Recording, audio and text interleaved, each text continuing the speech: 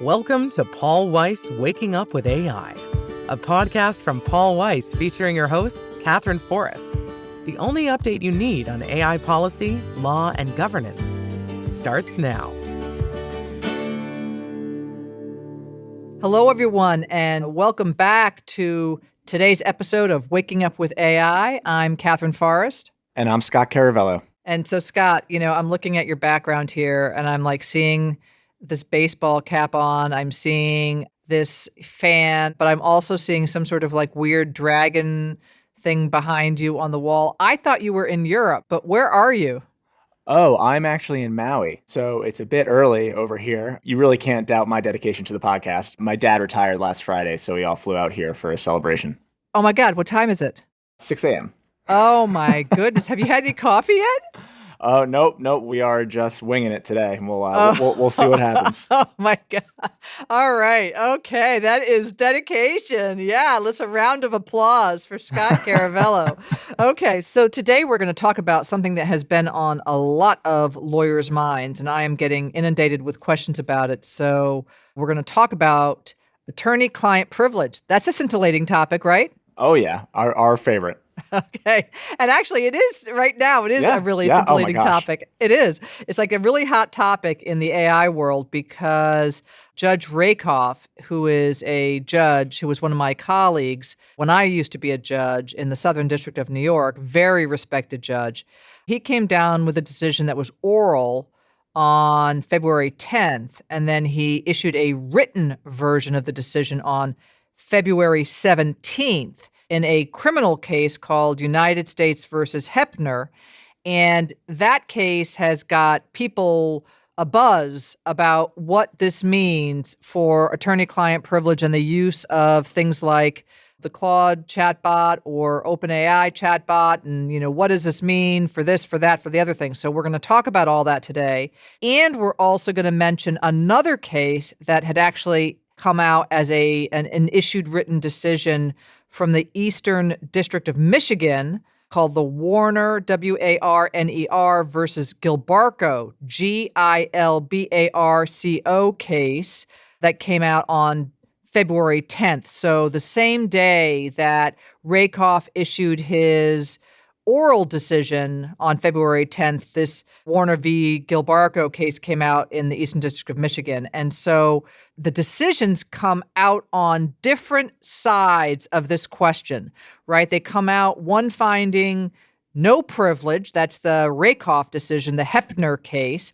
and one finding that there is privilege to certain of these chat communications. So we'll talk about all of that. It'll be fun. I agree. And, businesses and litigants were already thinking about all of these issues, right? It's early days, so we're going to see how the doctrine of AI and privilege develops. But I think it's really important to flag that the SDNY decision, at least, which found no protection for the AI-generated materials, might be closely limited to the facts at issue in the case. And so while our non-legal listeners, Katherine, are probably aware of what the attorney-client privilege is, maybe it would make sense to start by offering an overview of the concept as well as what the work product doctrine is too. Yeah. And so I actually want to sort of take a step back because I know we have a whole bunch of international listeners and say that the American process of litigating includes this very broad discovery where you can ask, each side can ask for the other side's documents relating to issues in the litigation. But protected from disclosure are certain documents that fall under certain privileges. And the primary privilege is the attorney-client privilege. And, the core of that privilege is to allow free and open communication between an attorney and his or her client, to keep those confidential. And really, to do that, there have to be a whole series of statutes and rules that provide protections, that guarantee protections. When you have documents that fall under the attorney-client privilege, then what you do is rather than disclosing those documents, you would provide a log or a list of those documents so the other side will know they exist but isn't entitled to see them. Now, typically, when you're talking about the attorney-client privilege, you're talking about communications between the individual or company and its or his or her attorney that is seeking or providing legal advice or conveying legal advice that's been provided. So for instance, if I go to a lawyer and I'm in my individual capacity and I'm seeking legal advice, I haven't yet retained that lawyer, that conversation is nonetheless protected by the attorney-client privilege. Once I've retained the lawyer, then my communications with that lawyer for trying to obtain legal advice is also privileged. And what the lawyer says to me is privileged. And by the way, if I tell somebody, say I'm an executive at a company, and I've been given privileged advice from the lawyer to the company in the United States, then I, as an executive of that company, could tell another executive of that same company that's still confidential that advice, and that advice would then stay privileged. So again, it's all about trying to encourage clients to be open and candid with their lawyers without fear that their communications are going to be disclosed. Yeah, so the work product doctrine is related, but it's distinct. And so I want to read the rule and then talk about how it's actually been interpreted. And so that's Federal Rule of Civil Procedure 26B3A, which says that materials are not discoverable that are prepared in anticipation of litigation or trial by or for another party or its representative, including the other party's attorney. So it protects materials that are prepared in anticipation of litigation, especially materials that reflect legal strategy, mental impressions, or theories of the case. So typically it's prepared by a lawyer or at the direction of a lawyer, but I wanted to read the language of the rule itself because to some ears it can sound broader. And if the party, him or herself, without the direction of a lawyer, but still anticipating litigation, creates work product on his or her own initiative, it could still be protected. Right. And so this, I think, is going to be one of the hearts of the debate that we're going to talk about in terms of the Heppner decision versus the Warner versus Gilbarco decision. Because in Heppner, Rakoff essentially said it had to be directed by a lawyer. It could be done by an agent of a lawyer, but it had to be directed by the lawyer. It couldn't just be done on the initiative of the litigant, him or herself. And when you go back to Federal Rule of Civil Procedure 26B3, big A, there's always the big A and the little a, and this is the big A. The big A, it's exactly as you say, Scott. So good for you, since it's only 6 a.m. in whatever island you're on out there in Hawaii. And there's another piece of it that I actually want to read, which is not only does it say under this rule that it has to be anticipation of litigation or for trial by or for another party. By or for another party. So it could be by your adversary, right? Or its representative. So that would make you think that the or its representative or the party's representative is meaningful, that the or is meaningful, that the party means one thing and the representative means something else. You know, statutes, you really have to be careful about these words. But then there's a parenthetical, and the parenthetical says, including the other party's attorney. Okay, that's the lawyer we've been talking about all the time. The consultant, the surety, the indemnitor, the insurer, or the agent. So there's actually a call out of who the representative could be. It's not limited to, it's only including. So we've got party or representative, and then we have including, and then a list that includes the lawyer. So I find this pretty interesting in terms of what we're going to be doing as we talk about what work product means with the Heppner case.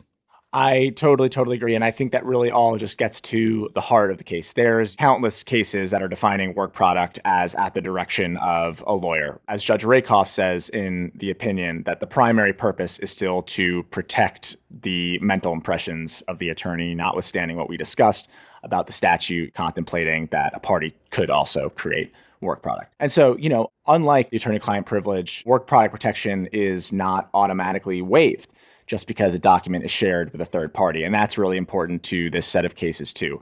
Waiver of work product generally requires disclosure to an adversary or disclosure in a way that substantially increases the likelihood that the material will reach an adversary. Right. And that actually, you're just actually reading language from the Warner Gilbarco case, which talks about what level of confidentiality do you have to have, and where can there be a, quote, perhaps even a little bit of a break in confidentiality that's not going to destroy the privilege. And we're going to talk about this, but in the Warner v. Gilbarco case, citing some Sixth Circuit precedent, it does use exactly the language that you've said, which is waiver requires disclosure to an adversary, which would not be the chatbot, or disclosure in a way that substantially increases the likelihood that the material will reach an adversary, which is not just going into a trillion piece of data training corpus for a chatbot. So these are really interesting, I think, points for us to put out there on the table at first, and then let's just go through it. So we'll start with the SDNY case. That's the Heppner case. And I think that the chronology of that case is useful for folks to have in mind because the attorney-client or work product documents that were at issue were created by the target, which is Mr. Heppner, before he was actually the defendant in a criminal case in 2025. So in 2025, Mr. Heppner receives a grand jury subpoena. He's told he's now a target, which is specialized language in the prosecutorial world, that you are now potentially looking at being a possible defendant. And the allegation that he was up against, and that's now the subject of this complaint, is that he defrauded investors allegedly out of $150 million. That's still to be tried. These are only allegations. But then on October 28th, 2025, so that's after Mr. Heppner uses Claude to create some documents for himself, he enters some queries. He asks Claude questions that he thinks are part of his legal strategy. On October 28th, 2025, the grand jury issues its indictment, which means that the grand jury has agreed, they've sworn out the indictment, they've agreed that he should be indicted. He then is arrested in the Northern District of Texas on November 5th. A search warrant is issued for his computer, et cetera, et cetera. These documents then are discovered. There's actually, by the way, a very serious protocol that gets put in place by the prosecutors and defense counsel that's taken really seriously, where you have a clean team. 31 documents were identified. They were segregated. So the trial team and the clean team don't communicate about the content of those documents. But the whole issue has to do with these 31 documents. So Judge Rakoff addressed first what he thought of as a question of first impression. And I think, in fact, but for the fact, I'm using the word fact too many times, but you get it. And the fact of the matter is how I can use it a third time, right? But Judge Rakoff said this is a case of first impression. But interestingly, I just want to suggest that while it's a case of first impression about Claude and attorney-client privilege and work product, it's not a case about first impression about 26B3A and who can create work product, or about what it takes to break the confidentiality of work product. That there is existing case law on those two key questions. And so we'll get to that. But in any event, Rakoff was addressing whether or not the defendants, that's Mr. Heppner's interactions with this Claude tool, which was not, very importantly, not an enterprise tool. It was not behind a corporate set of firewalls and a corporate set of restrictions, and with all of the confidentiality restrictions that you can put in place now with enterprise versions of tools. It was effectively the downloaded off the internet version of Claude. Whether or not that kind of publicly available generative AI tool can create documents for an individual defendant that are either protected by attorney-client privilege or work product. And his answer was no, that in his view, in Judge Rakoff's view, the defendant had used Anthropic, the Claude tool from Anthropic, to generate these documents that outlined his defense theories, legal arguments, strategy, and that they were not protected. Yeah, and the opinion makes a broader point 2, which was Judge Rakoff emphasizing that the recognized privileges depend on a trusting human relationship with a licensed professional who is subject to, ethical obligations and discipline that lawyers have to follow. And so an AI platform just doesn't fit that mold. Right. I mean, there really were two primary facts that the case turned on. First, that the defendant himself had entered the queries into Claude on his own initiative. And so that really, by the way, so just keep in the back of your mind, we're going to have litigation on this issue, whether or not 26B3A is going to play a role down the road. That was not addressed as part of this. And second, that the Claude terms of service had suggested or state that the output can be used to train the model and be provided to third parties under certain circumstances. And Rakoff rejected the privilege protection on the grounds that these were not communications between a client and an attorney. They were communications between an individual, Mr. Heppner, and his chatbot, and that the Claude tool, as Rakoff said, could not be a lawyer and had no fiduciary duties. As you said, trusting human relationship.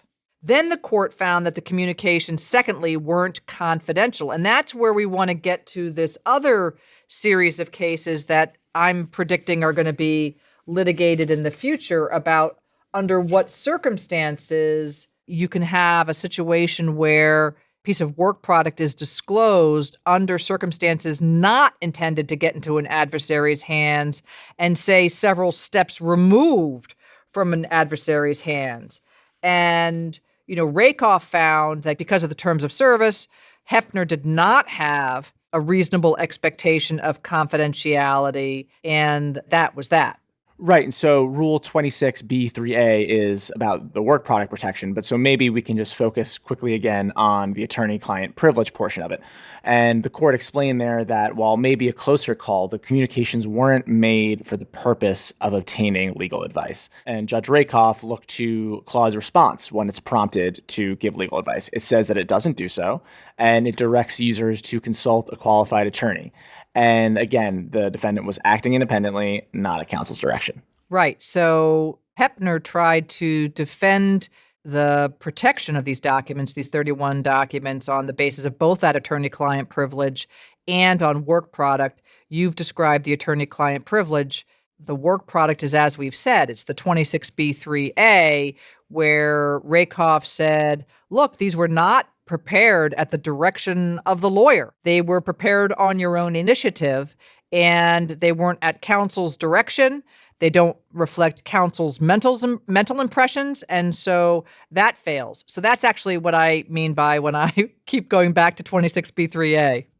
Yeah, and maybe this is a good place to pause and mention why this decision shouldn't be taken to signal that litigants in the Southern District of New York are now subject to some sort of AI equals waiver rule, right?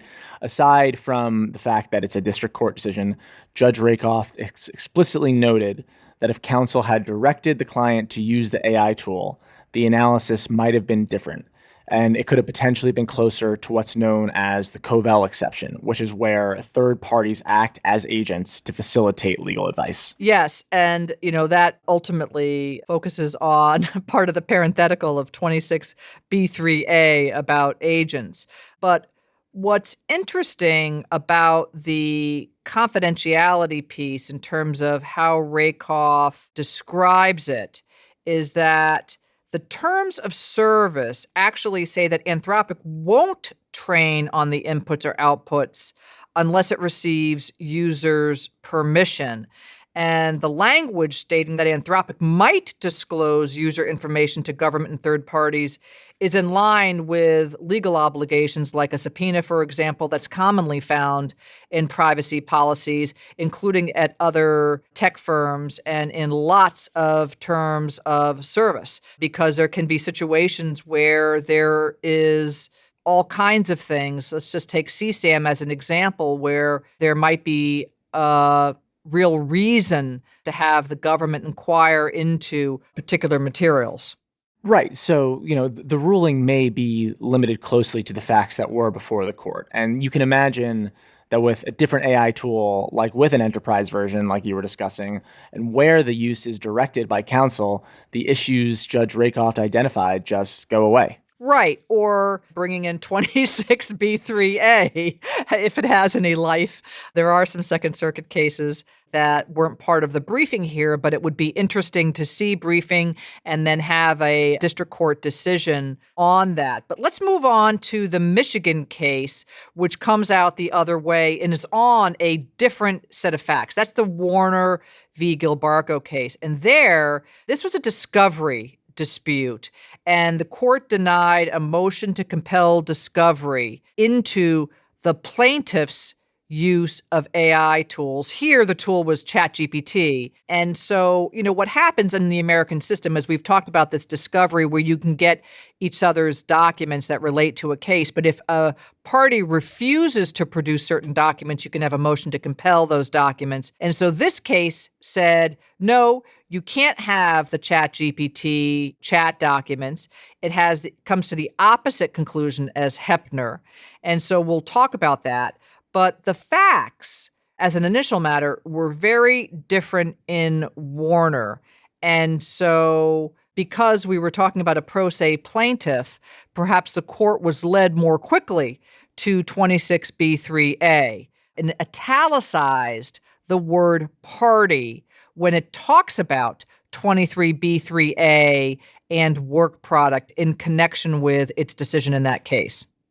Absolutely. And, the court went out of its way to push back on the idea that using AI automatically opens the door to discovery or waives protection. The defendants argued that the plaintiff's AI use should make her internal analyses discoverable or at least require a privilege log along the lines of what you were talking about earlier, Katherine. And the court found that the information that was at issue, though, was protected by the work product doctrine, and that's 26B3A. And the work product was squarely at issue in the case because, like you mentioned, the plaintiff was a pro se litigant, meaning she represented herself. While a pro se litigant can't broadly claim attorney-client privilege since there are no attorneys involved, the work product can then protect their mental impressions, drafts, and internal strategy. Right. And because to waive work product requires some amount of disclosure, that's when the court got into the next part of its decision, which is what does disclosure mean in terms of work product? And the court said nothing about the terms of service, but talked about get into the hands of an adversary or be geared towards getting into the hands of an adversary. Let me actually just read it.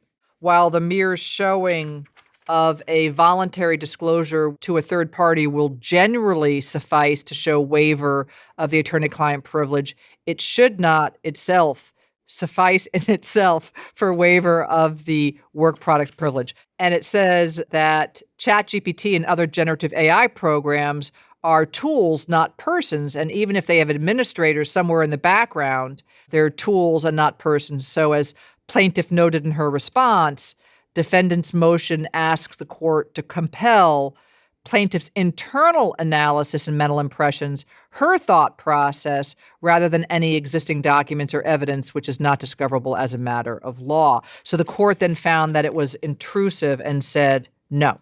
Right. And so take all of that together and it makes you think, wait a minute, the defendant in Heppner was a party. So like we've been talking about this entire time, why was the fact that he used Claude on his own initiative fatal to his work product claims? Right. Look at 26B3A again. Hey, I've got you saying it. I've got you saying it. Well, Judge Rakoff had distinguished cases where the materials created by a party were protected, explaining, like I mentioned before, that the core purpose of the work product doctrine is still to protect the attorney's mental impressions. But maybe the outcome would have been different if the defendant's AI use had been directed by counsel, or if, as Judge Rakoff noted, it actually reflected counsel's legal strategy.